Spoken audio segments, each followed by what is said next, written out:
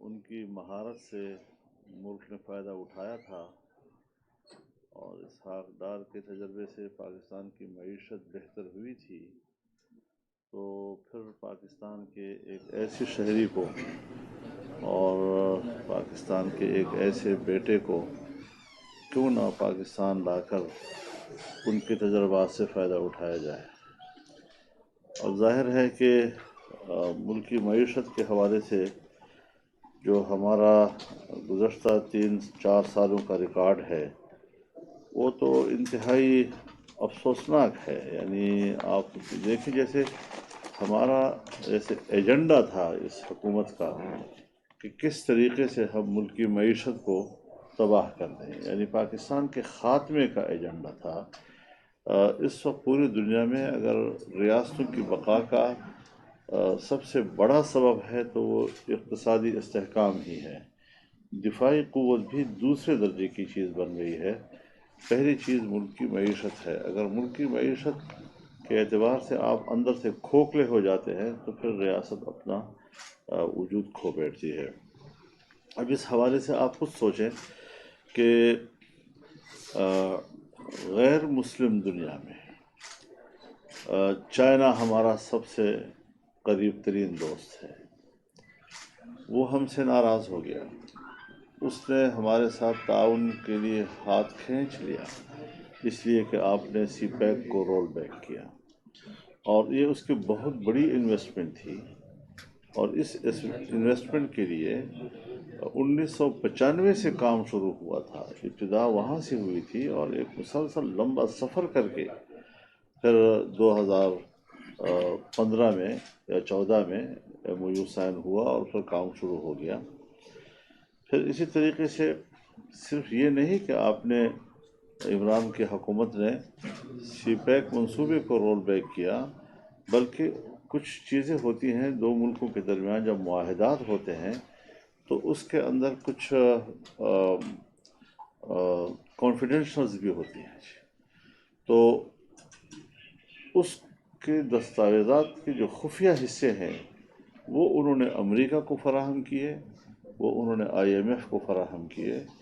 اب یہ کس قدر بددیانتی ہے اور اپنے حلف سے انحراف ہے۔ جب وزیر اعظم حلف اٹھاتا ہے کہ میں ریاستی راز کو برقرار رکھوں گا، اس کی بھی انہوں نے کوئی پرواہ نہیں کی، تو پھر اس سے بڑھ کر امریکی غلامی اور کیا ہو سکتی ہے کہ جس کے لیے اس کو اپنا حلف بھی ایک روایتی چیز نظر آیا، اور ایک مسلمان ہونے کی حیثیت سے جو حلف کی حیثیت ہے اس کا کوئی پاس ان کو نہیں رہا۔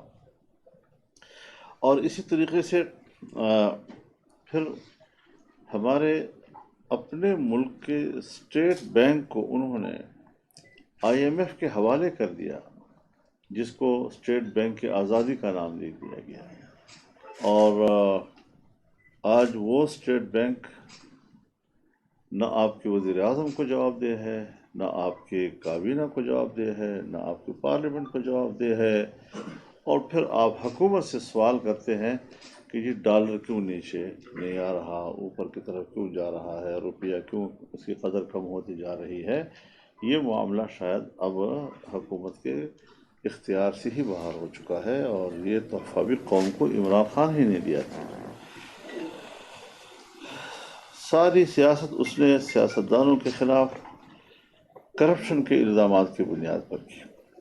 جتنے مقدمات بنائے انہوں نے، ایک کیس بھی کسی سیاستدان کے خلاف وہ ثابت نہیں کر سکے۔ مطلب صرف سیاستدانوں کو ذلیل اور رسوا کرنا، اور ان کو عدالتوں میں گھسیٹنا، نیب میں ان کو گھسیٹنا، اور میں کم از کم خود ذاتی طور پر تو اس بات کا مجھے مشاہدہ ہے کہ کس طرح کون کون سا ادارہ جس نے اپنے تمام کام چھوڑ کے میری کوئی جائیداد اور کوئی پلاٹ تلاش کرنے میں 4 سال گزارے، اور اس طرح بیہودہ قسم کی صورتحال میں انہوں نے ملک کے اداروں کو بھی ضائع کیا، پیسے کو بھی ضائع کیا، اور خود اس کی یہ حالت کہ جو انٹرنیشنل ٹرانسپیرنسی رپورٹ ہے اس کے تحت پاکستان رینکنگ میں، کرپشن کی رینکنگ میں 116 سے 124 تک پہنچ گیا۔ تو اس کے اپنی کارکردگی تو یہ ہے کہ خود بین الاقوامی ٹرانسپیرنسی نے ان کی حکومت میں 3 سے 4% تک کرپشن کے اضافے کی بات کی، بلکہ اس سے بھی زیادہ کی۔ اور جب انہوں نے خود اپنے صوبے جہاں پر ان کی حکومت تھی خیبر پختونخوا میں، وہاں جو انہوں نے ایک احتساب کمیشن بنایا تھا اور جس کی زد میں خود ان کا وزیر اعلیٰ آیا، ان کے وزراء آئے، تو پورا احتساب کمیشن ہی ختم کر دیا انہوں نے، وجود ہی ختم کر دیا اس کا جی۔ تو آپ خود اندازہ لگائیں جی کہ کس طریقے سے انہوں نے ملک کی، اب کہتے ہیں جی مجھ سے غلطیاں ہوئی، غلطیاں کیا ہوئی؟ آپ میں اہلیت ہی نہیں ہے، غلطی کی بات نہیں ہے، اہلیت ہی نہیں ہے۔ یعنی 4 سے 5 تک آپ نے وزرائے خزانہ تبدیل کیے، کوئی 5 FBR کے چیئرمین آپ نے تبدیل کیے، اور یہ بھی آپ کو معلوم ہو کہ جو آخری اور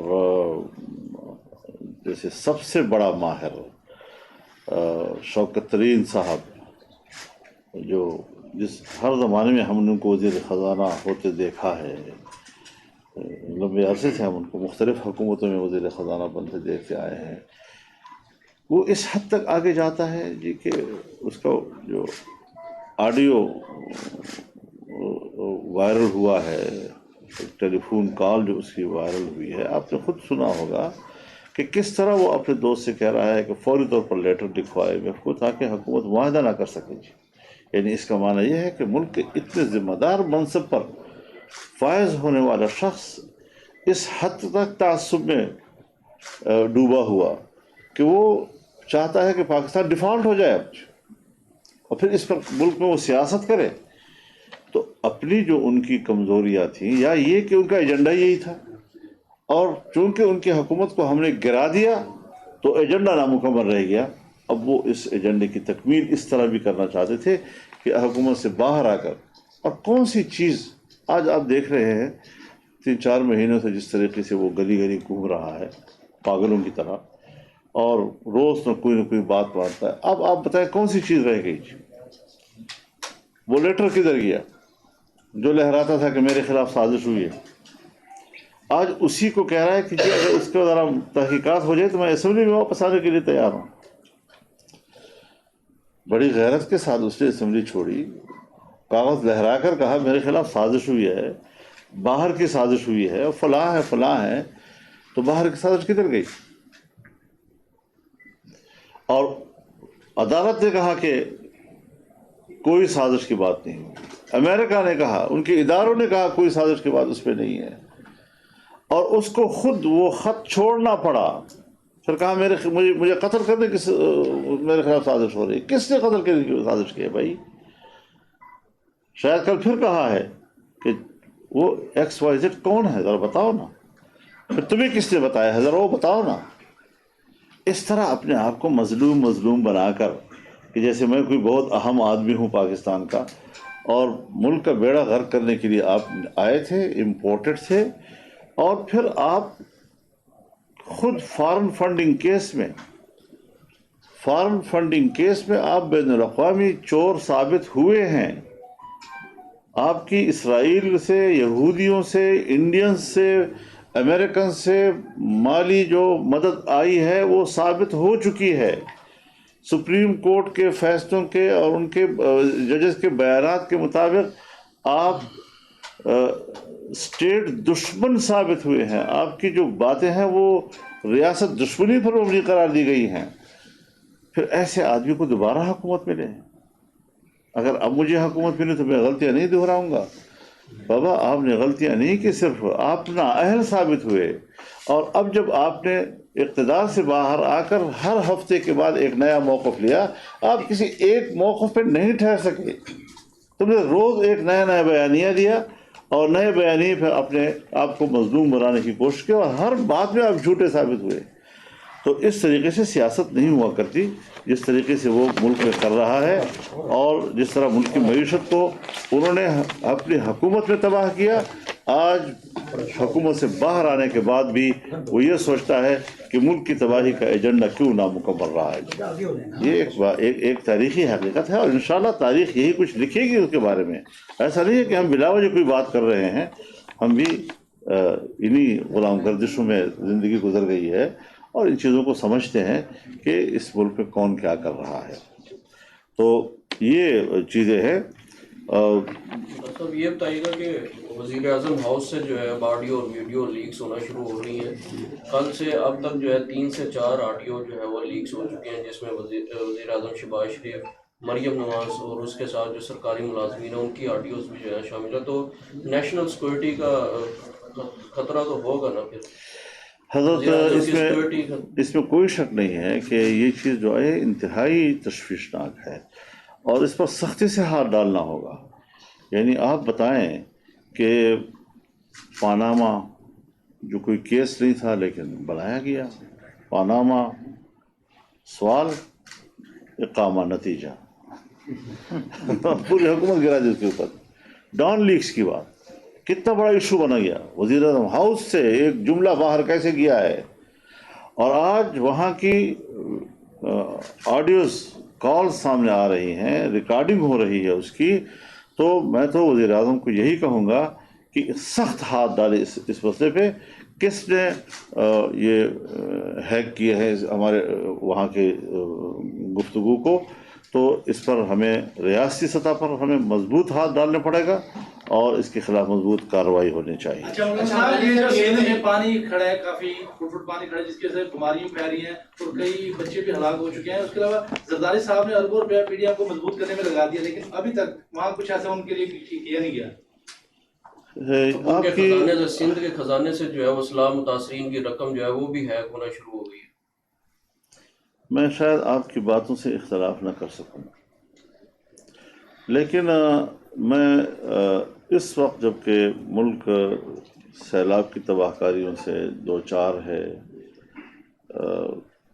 لاکھوں نہیں اب تو کروڑوں تک اس لوگوں کے متاثرین کی تعداد پہنچ گئی ہے، اور چاروں صوبے اس سے متاثر ہوئے ہیں: بلوچستان، خیبر پختونخوا، پنجاب کے جنوبی اضلاع، پھر اسی طریقے سے اس وقت سندھ میں پانی کھڑا ہے اور واٹر لاک ہو گیا ہے. یعنی وہاں پر اب زمینیں سب کی سب اب تقریباً سیم زدہ ہو گئی ہیں، اور اگر یہ اب خشک بھی ہو جائیں تو تھور آ جائے گا، پھر وہ بھی پھر بھی قابل کاشت نہیں رہیں گی.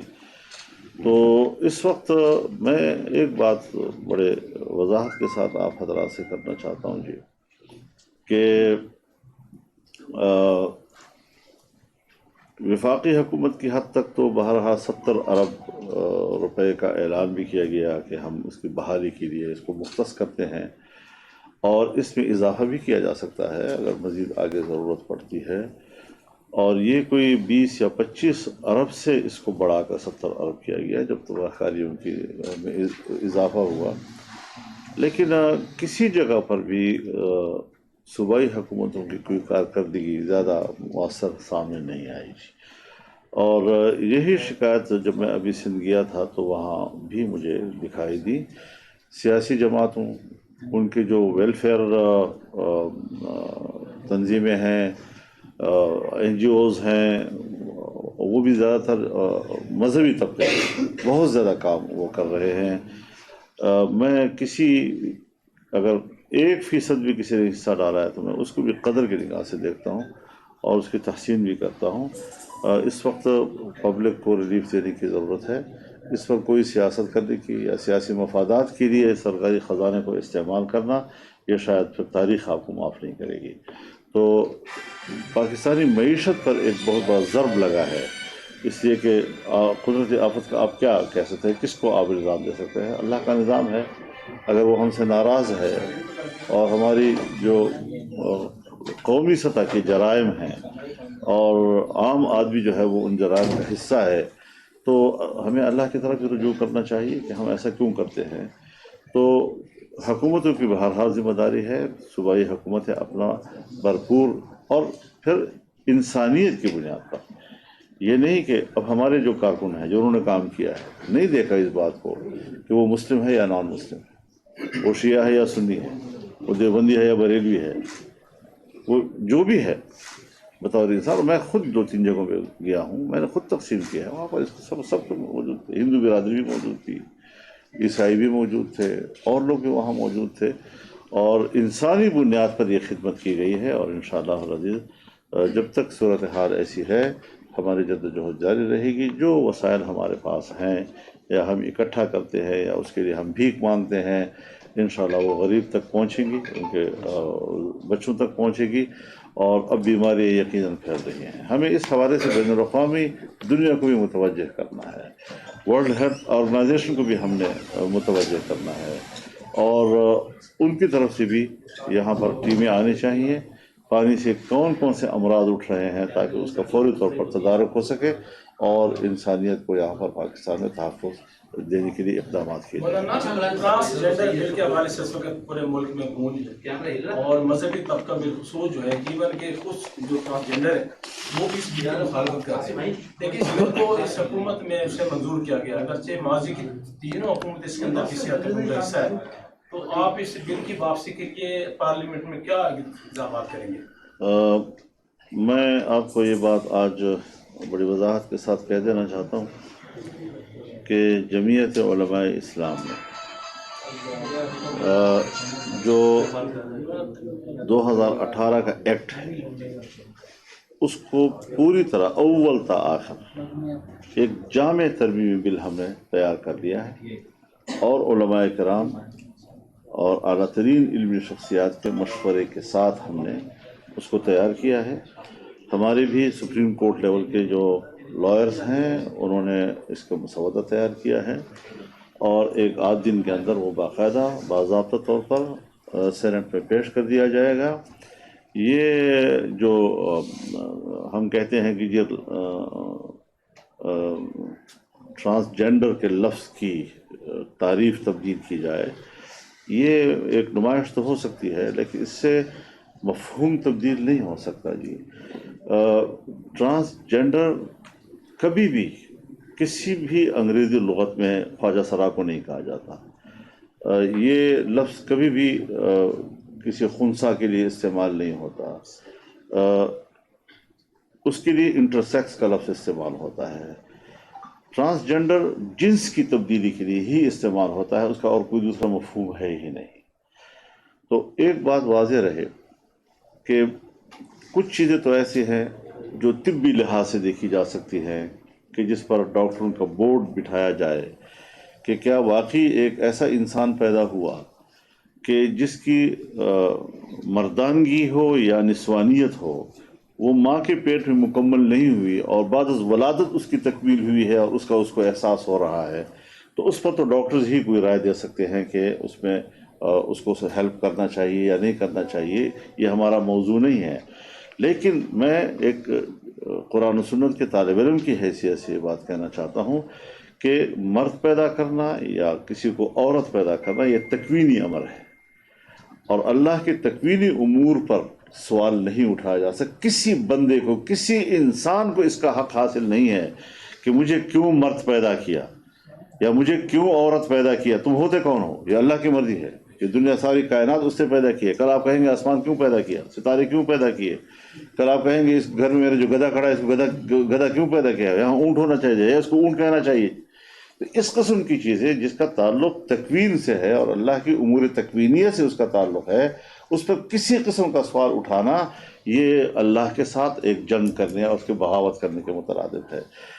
تو اب ظاہر ہے جی کہ ایک چیز جب ہائی لائٹ ہو گئی ہے، ہمارے ملک میں بدقسمتی یہ ہے کہ جب اس میں این جی اوز کام کرتی ہیں تو وہ جب ایک کام اس نے 20 سال بعد کرنا ہے تو آج سے اس نے اس کے لیے زمین بنانی ہے. تو وہ اتنے معصومانہ الفاظ کے ساتھ اور معصومانہ قسم کے جملوں کے ساتھ آپ کے سامنے آتے ہیں اور لابنگ کرتے ہیں کہ بعض دفعہ وہ علماء سے بھی فتویٰ لے لیتے ہیں ابتدا میں، اور ایک بنیاد بنا کر پھر اس کے اوپر عمارتیں کھڑی کرتے ہیں، اور پھر وہ جہاں تک پہنچتے ہیں کچھ پتہ نہیں ہوتا. خود ان حضرات کو بھی پتہ نہیں ہوتا کہ جنہوں نے اس ابتدائی مرحلے میں ان کی خوبصورت باتوں میں آ کر اس کو تائید کر دی ہو. تو یہ چیزیں ملک پہ چلتی ہیں، اور پارلیمنٹ میں بھی جو کچھ خواتین ہوتی ہیں جو ایک نظریے کی ہوتی ہیں اور اس کا تعلق پیچھے سے کسی ایک این جی او کے ساتھ ہوتا ہے اور وہ ہر پارٹی میں اس کی رکنیت ہوتی ہے، لیکن اس کا مشن سب کا ایک ہوتا ہے، وہ اپنی پارٹی میں لابنگ کرتی ہے اور پھر اس کے لیے بھی حکمت عملی بناتی ہیں کہ جس دن کورم پورا نہ ہو، چھٹی کا دن آنے والا ہو، اکثر ممبران جا چکے ہوں، مذہبی لوگ وہاں موجود نہ ہوں، تو کوشش یہ ہوتی ہے کہ اس ماحول میں اس کو نکال لیں اور چپکے سے خاموشی کے ساتھ اس قسم کی چیزیں آ جائیں۔ یہ ہمارے بدقسمتی ہے، حالانکہ وہ عوام کا نمائندہ ادارہ ہوتا ہے، اس میں جو چیز جو ہو کھل کر لائی جائے۔ اور مجھے علم ہے کہ بعض چیزیں میری موجودگی میں جس طریقے سے یہاں اسمبلی میں لانچ کرنے کی کوشش کی گئی اور جس طرح ہمیں چپٹی قسم کی باتوں سے ورغلانے کی کوشش کی گئی، لیکن ہم ڈٹ گئے ان کے سامنے اور ہم نے واپس کرائے ہیں، اور پھر پتہ چلا ہے کون سا این جی او اس کے پیچھے تھا، این جی او کے کون سی خواتین اس کے پیچھے تھیں۔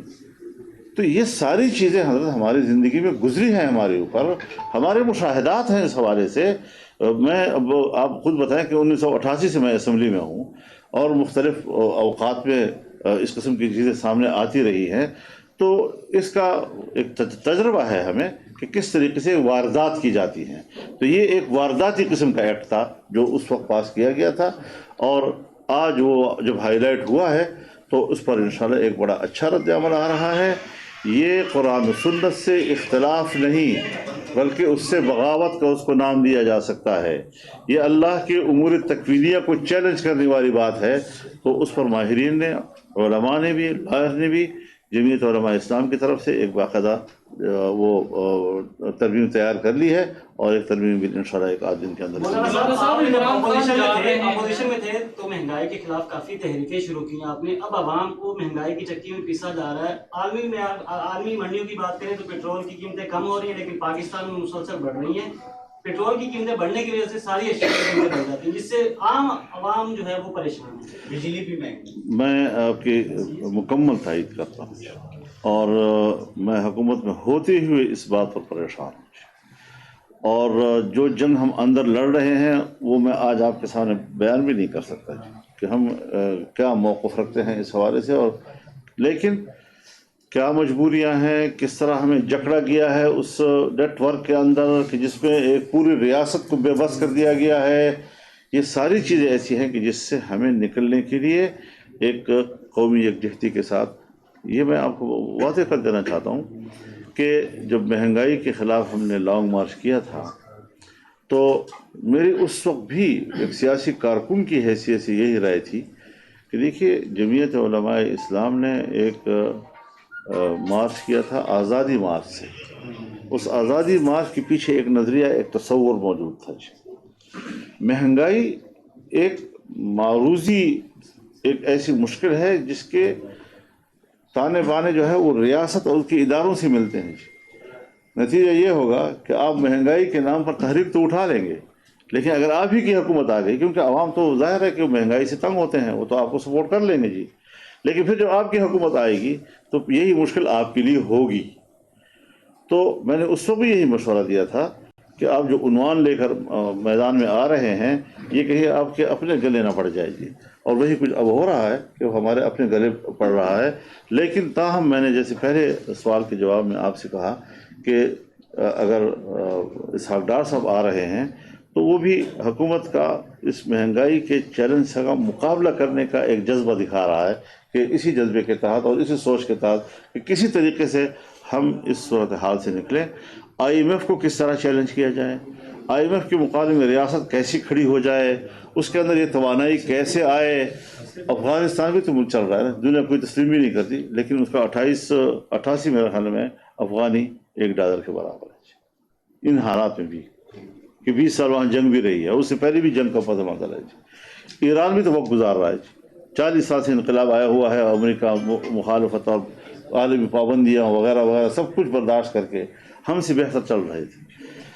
اور آج صورتحال ہماری یہ ہے کہ ہر لحاظ سے دنیا کے ساتھ ایڈجسٹمنٹ کے باوجود ہم اس مشکل میں کیوں جا رہے ہیں۔ مقصود یہ ہے کہ ہمارے کچھ ماضی میں ریاستی سطح کی جو ہماری پالیسیاں ہیں اس میں اتنی کمزوریاں رہی ہیں کہ آج ہمیں یہ دن دیکھنے پڑے، اور یہ دن بھی جب سب کچھ ہم سنبھال رہے تھے تو کسی کو نہیں بھایا کہ نواز شریف کی حکومت میں سی پیک آیا، اس کی حکومت میں پیسے 106 روپے پہ مستحکم ہو گیا تھا، نواز شریف کی حکومت میں میگا پروجیکٹس آ گئے تھے، معاشی لحاظ سے پیسہ گردش میں آ گیا تھا، لوگوں کو کاروبار مل رہے تھے. یہ سب کچھ ہونے کے باوجود ہم نے ایسے کام کیوں کیے کہ جس سے ملک کے اندر ایک سیاسی عدم استحکام آ گیا. تو سب سے پہلے آتا ہے سیاسی عدم استحکام، اس کے بعد آتا ہے معاشی عدم استحکام. سیاسی عدم استحکام پاناما کے ذریعے لایا گیا اور معاشی عدم استحکام عمران خان کے ذریعے لایا گیا. اور جب یہ دونوں مرحلے اگر مکمل ہو جاتے ہیں تو پھر ریاست کی ناکامی پہ جا کر نتیجہ پہنچتا ہے. لیکن پاکستان کے بارے میں ایک بات آپ حضرات سے عرض کر دوں کہ پاکستان جغرافیائی لحاظ سے اپنی ایک اہمیت رکھتا ہے اور دنیا کی اس قدر انویسٹمنٹ پاکستان کے اندر ضرور ہے کہ وہ اس کو دیوالیہ خود نہیں ہونے دیں گے کہ ان کے مفاد بھی نہیں ہوگا. وہ ہر قیمت پر پاکستان کو اس پوزیشن میں رکھیں گے کہ ان کی سرمایہ کاری جو ہے وہ ضائع نہ ہو جائے مکمل طور پر. تو یہ چیزیں ہم کنٹرول کر سکتے ہیں، لیکن ہم اپنی ریاست کی طاقت کو سمجھیں، اس کی اہمیت کو سمجھیں اور ایک قومی یکجہتی کے ساتھ ہم اس چیلنج کا مقابلہ کریں. اچھا مولانا صاحب یہ بتائیے گا، نومبر میں بڑی تبدیلی ہونے جا رہی ہے، اس حوالے سے حکومت نے آپ سے کوئی مشاورت کی ہو، وزیر اعظم نے آپ سے کوئی مشاورت کی ہو؟ وزیر اعظم نواز شریف سے مشاورت کرنے گئے، نواز شریف فیصلہ کریں گے یا پی ڈی ایم فیصلہ کریں گے نومبر والی تبدیلی کا؟ نومبر والی تبدیلی روٹین کی تبدیلی ہوگی. نومبر والی تبدیلی میرٹ پہ ہوگی. نومبر والی تبدیلی آئین کے مطابق ہوگی. نومبر والی تبدیلی وزیر اعظم کے اختیار سے. اچھا مولانا صاحب، عمران خان کہتے ہیں لانگ مارچ کرنے جا رہا ہوں اور وہ کہتے ہیں 3 وکٹیں گراؤں گا، اس وقت کا انتظار کر رہا ہوں، اس پہ کہتے ہیں. اب آپ مجھے بتائیں کہ ایک کھلنڈرا اگر ملک کی سیاست میں آتا ہے تو پوری سیاست کی اصطلاحات کو تبدیل کر دیتا ہے. اب ہم نے ہر بات اس پہ کرنی ہے، وکٹیں گرانا. پتہ نہیں آپ کو تو وہ الفاظ آتے ہوں گے، مجھے تو یہ الفاظ بھی نہیں آتے ہوں گے. جیسے چیری براسم کہہ دیا کسی کو، جو میں کہہ دیا بس ایسی تو اس قسم کی کھلنڈرا سیاست پاکستان میں آ گئی ہے کہ ہماری سیاست کی ٹرمینالوجیز کو اس نے تبدیل کیا ہے. پھر اس کے پیچھے نوجوان نسل کو لگانا یا یہ سوچنا کہ ہماری نئی نسل، وہ تو گمراہی کا راستہ ہے، وہ تو ضلالت کا راستہ ہے. اور کہتا ہے میں ریاست مدینہ، بھائی ریاست مدینہ میں کوئی ایک قانون سازی تو شریعت کے مطابق دکھا دیتے نا، ایک قانون سازی، بس میں آزادی دلا رہا ہوں آپ کو. غلام ابن غلام اپنے اسٹیٹ بینک کو بیچ دیا، IMF کو آپ نے دستاویزات دے دیے. ابھی آپ نے امریکہ کے خلاف کا وہاں میرے خلاف سازش ہوئی ہے، اور امریکہ کے خلاف سازش کے بعد امریکہ ہی کے اندر آپ نے ایک فرم کو ہائر کیا ہے لابنگ کے لیے. اور پھر جب سفیر صاحب آپ کے گھر آتے ہیں تو آپ ریڈ کارپٹ اس کے سامنے بچھاتے ہیں. اور وہ کون ہے جس کے ساتھ انہوں نے وہ نوبل کے ساتھ جو ملاقات کی ہے، خفیہ ملاقات، ایک امریکن. تو یہ ساری رفیل کے ساتھ، تو یہ ساری چیزیں کہ اندر کچھ اور باہر کچھ. تو باہر آزادی، اندر سے غلامی، باہر آزادی. منافقت اور کس چیز کا نام ہے کہ آپ کا ظاہر کچھ آپ دکھا رہے ہیں، آپ کا اندر کی حقیقتیں کچھ اور ہیں. اندر سے آپ غلام ہیں، زبان سے آپ آزادی کی بات کرتے ہیں اور پھر الفاظ بھی نہیں آتے. بات کرتا ہے کبھی کبھی کہتے ہیں اسلامی ٹچ لگاؤ نا، وہ ٹچ خراب ہو جاتا ہے اس کا. جی اب یہ ٹچ ہے جو لگا رہا ہے، امریکہ سے آزادی دوں گا، رسول اللہ سے آزادی دوں گا، اللہ سے آزادی دلاؤں گا. اس قسم کی جہالت پر مبنی جملے کہ آپ کو الفاظ کا انتخاب بھی نہیں آتا کہ میں جملہ کیسے ادا کروں اور میرا جملہ دنیا کو کیا میسج دے رہا ہے. تو اس قسم کی جاہلانہ قسم کی گفتگو ہم روزانہ جو ہے اور وہ سنا رہا ہے لوگوں کو، اور لوگ اس کو سن رہے ہیں. ایک طبقہ ہمارے ہاں ہے جو اس قسم کی چیزوں کے پیچھے دوڑتا ہے.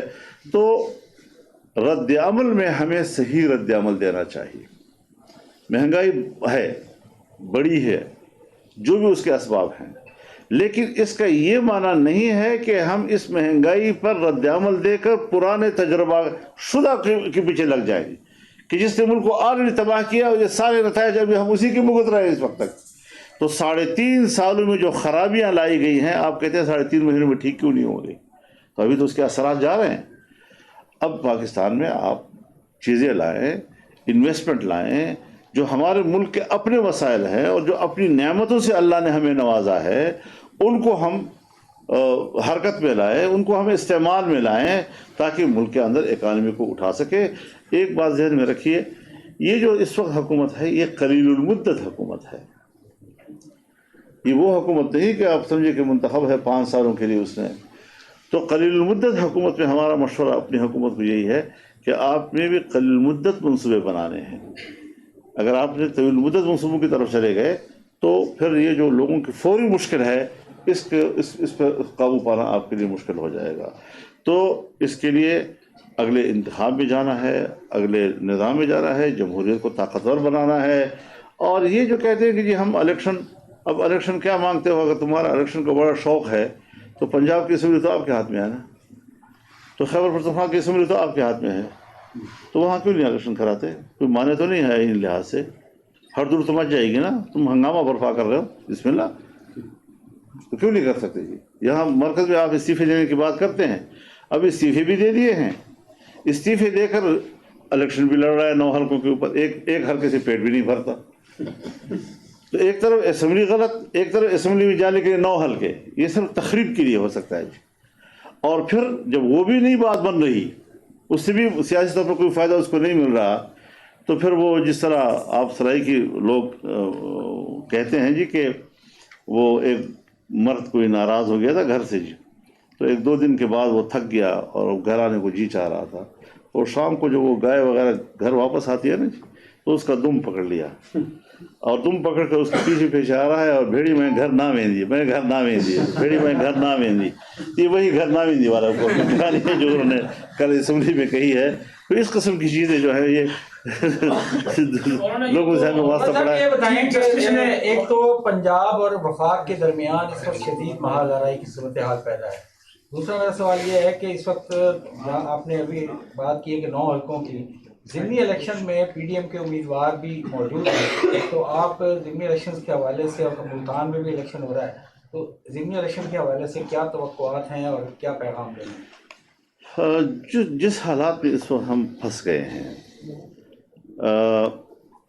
حکومت کو جن چیلنجز کا سامنا ہے، حکومت پوری طرح انتخابی حلقوں پر توجہ دینے کی پوزیشن میں نہیں ہے. یہ بات ایک حقیقت ہے، کیونکہ انتخابی حلقہ ایک بھرپور توجہ چاہتا ہے، اور حکومت کی ایک اس وقت تک کے لیے بڑی مضبوط وہاں پر اس کا مرکوز نظر ہونا چاہیے اس کو. لیکن جو حالات جس سے ہم گزر رہے ہیں، جس طرح کراچی میں الیکشن ہوا، آپ اس کا ٹرن آؤٹ دیکھ لیں کتنا کم ہے. تو اس طرح عوام کی وہ دلچسپی جو ہے ان چیزوں میں نہیں ہے. اور دوسری چیز، معروضی حالات بہت زیادہ اس میں کاؤنٹ ہوتے ہیں. تو یہ ہمارے نزدیک کوئی زیادہ بڑا معیار نہیں ہے. لیکن انشاءاللہ العزیز ہم نے فیصلہ یہی کیا ہے کہ جو پی ڈی ایم میں شامل جماعتیں ہیں اور وہ 2018 میں رن اپ تھی، تو اس کے کینڈیڈیٹ کو سپورٹ کیا جائے گا، اور یہاں ملتان میں بھی انشاءاللہ ایسے ہی ہوگا. مولانا صاحب، یہ افواہ ہے اسلام آباد میں کہ عمران خان کی ملاقات ہوئی 2 دفعہ ایوان صدر میں چیف آف آرمی اسٹاف. کیا اس کی خبر آپ کو ہے؟ یہ افواہیں تو ہم نے بھی سنی ہیں، اگر آپ تک پہنچے تو مجھ تک بھی پہنچی ہوں گی، لیکن اس کے ساتھ یہ افواہ بھی سن لو کہ بے نتیجہ ثابت ہوئی. صاحب یہ بتائے گا، حکومت کی جانب سے مسلسل جو ہے وہاں پر ٹیکس لگائے جا رہے ہیں، کبھی بجلی کے بلوں میں، کبھی مسلسل، لیکن اپنی طرف سے جو ہے وہ انہوں نے ٹول ٹیکس معاف کروا لیا ارکان اسمبلی کے لیے اور سینیٹرز کے لیے. اور دوسری طرف جو ہے جو ریٹائرڈ آرمی افسران ہیں ان کے لیے 6000 cc گاڑیاں امپورٹ کرنے پر جو ڈیوٹی ٹیکس ہے وہ بھی معاف کر دیا گیا. دیکھیے، اب مجھے اس کے تفصیلات معلوم نہیں ہیں. مجھے اتنا معلوم ہے کہ ممبران پارلیمنٹ کو موٹر ویز کے اوپر جہاں پر 2 یا 3 پوائنٹس ہیں، زیادہ بھی نہیں ہیں، وہاں پر استثناء دی گئی تھی. بعد میں کچھ وقت کے لیے معطل کر دی گئی. اب دوبارہ اس کو بحال کیا گیا کہ وہ موٹر ویز کے ان معاہدات میں لکھا ہوا ہے کہ کون کون لوگ ہیں مستثنا ہوں گے، ان میں ممبران پارلیمنٹ بھی ہیں۔ تو اب جب بنیادی معاہدے کے اندر آپ نے اس کے اس حق کو تسلیم کیا ہے، اس استثناء کے حق کو، تو آج اس حکومت نے جو سوچا ہے کہ بھئی تو معاہدے کے اندر ہم پابند ہیں اس کے جی۔ اب آپ مجھے بتائیں کہ پی آئی اے کے ملازمین کو مراعات ہیں، ٹکٹ مفت ہے ان کا، ریلوے کے اندر مراعات ہیں، وابڈا کے اندر مراعات ہیں، پارلیمنٹ لاجز میں مراعات ہیں، پارلیمنٹ ہاؤس کے اندر مراعات ہیں۔ عوام کا ایک نمائندہ، اس کی روز روز کون سی شادی ہے اسلام آباد میں کہ وہ اپنی شادی کے لیے جاتا ہے وہاں پر؟ ظاہر ہے کہ وہ عوام کے لیے جاتا ہے، عوام کے لیے اس کا سفر ہوتا ہے، اور اس کی تمام جو ہے صورتیں جو ہے وہاں بھی دفتر میں پھر رہا ہوتا ہے، پبلک کے ساتھ پھر رہا ہوتا ہے، تو آنے جانے میں، اور اگر کوئی دینا چاہتا ہے تو کس نے روکا ہے اس کو جی؟ میں مستثنا ہوں نا، مجھ سے نہیں لیتے، لیکن اگر میں دینا چاہوں تو وہ کہیں کہ بھائی آپ نہ دیں، اس طرح بھی تو نہیں ہے نا، کوئی جبری بات تو نہیں ہے جی۔ تو ایک ایشو کو صرف اس لیے کہ وہ سیاسی لوگ ہیں، پارلیمنٹ کے لوگ ہیں، تب بھی یہ کوئی بڑا مشکل مسئلہ نہیں ہے، پھر اس معاہدے کو بھی دیکھا جائے، پرائم منسٹر صاحب جیسے حکم کریں گے اس کے مطابق فیصلہ ہوگا، یہ کوئی بڑا مسئلہ نہیں ہے۔ لیکن ہمارا سوشل میڈیا تو آج کل، ایک بات ذہن میں رکھیں، اور میں یہ وزیر اعظم کو بھی عرض کرنا چاہتا ہوں بطور مشورہ کے، کہ حکومتیں سوشل میڈیا پہ نہیں چلا کرتی۔ حضرت کوئی پنجاب میں تبدیلی دیکھ رہے ہیں؟ پنجاب میں 2-3 ممبروں کی مار ہے، کوئی مشکل نہیں ہے پاکستان میں۔ صاحب یہ سمجھتے ہیں کہ توہین عدالت میں عمران خان کو ریلیف دیا گیا، اس حوالے سے کچھ کہنا چاہیں گے؟ توہین عدالت کیس میں عمران خان کو ریلیف دیا گیا ہے، نون لیگ کی جو قیادت تھی، نہال ہو گیا، طلال ہو گیا، ان کو اسی کیس میں نائل کیا گیا تھا۔ میرا مشورہ تو یہی تھا، اور میں نے اپنے وکیلوں کو کہا بھی تھا کہ یوسف رضا گیلانی صاحب، نیال ہاشمی صاحب، اور 2-4 اور حضرات، دانیال وغیرہ، جس کو سزائیں ملی ہیں، جس وقت اس کو ریلیف دیا جا رہا ہو تو اس وقت وہ کورٹ کے جج کے سامنے بیٹھے رہیں، تاکہ جج ان کو دیکھتا رہے اور ان کی نظروں میں رہے کہ میں نے کل ان کے ساتھ یہ کیا تھا اور آج اس کے ساتھ میں یہ کر رہا ہوں۔ جب پی ٹی آئی کے اراکین کے ووٹ کی بات آتی ہے تو عمران خان پارٹی سربراہ ہے، اس کے خط کے مطابق وہ فیصلہ کریں گے، اور چونکہ نہیں کیا تو پھر نہیں گنے جائیں گے۔ لیکن جب شجاعت خط بھیجتا ہے تو نہیں، وہ تو پارلیمانی اراکین نے خود فیصلہ کرنا ہے، کچھ پتہ نہیں چلتا۔ اب ہمارے عدالتوں کے بارے میں جب ہم بات بھی کرتے ہیں تو ہمیں اس کا بھی لحاظ ہوتا ہے کہ کہیں ان کی بے احترامی نہ ہو جائے، ان کے تقدس پہ کوئی فرق نہ آ جائے، لیکن اس قسم کی چیزیں جب آتی ہیں تو لوگ تو تبصرہ کریں گے، اس کے اوپر تاثرات تو اب لوگ دیں گے۔ تو یہ چیزیں مشکل ہو رہی ہیں، ایک معیار رکھا جائے اور وہ آئین اور قانون ہو، اور جو فیصلہ پہلے آپ نے ایک کے بارے میں دیا ہے دوسرے کے لیے بھی وہی معیار ہونا چاہیے۔ تو یہ جو روز روز ہم دیکھتے ہیں کہ ان کو ریلیف دیا جا رہا ہے، تو پھر اس کے پیچھے کوئی ہوگا نا، کہیں سے تو کوئی دباؤ آئے گا نا، کہیں اسرائیلی چینل بول رہا ہوگا نا، کہیں اقوام متحدہ کے فورم پر تشویش کا اظہار کیا جا رہا ہوگا نا۔ تو ایک شخص کے لیے بین الاقوامی پریشر اس طرح پاکستان میں آنا، کبھی ذوالفقار علی بھٹو کی پھانسی پہ ہوا ہے؟ نواز شریف کو جیل میں ڈالا گیا، کبھی اس پر تشویش ہوا ہے؟ اس کو اقتدار سے الگ کیا گیا، کبھی اس پر تشویش کا اظہار ہوا ہے؟ تو یہ جو معیار مختلف ہو جاتے ہیں، اور دوہرے معیار پر پوری دنیا بھی چل رہی ہے، ہمارے اگر عدالتیں چلتی ہیں، اگر ہمارے ادارے چلتے ہیں، تو میرے خیال میں یہی چیزیں ہیں کہ جس نے قوموں کو تباہ کیا ہے۔ بہت شکریہ حضرات، بڑی نوازش آپ حضرات۔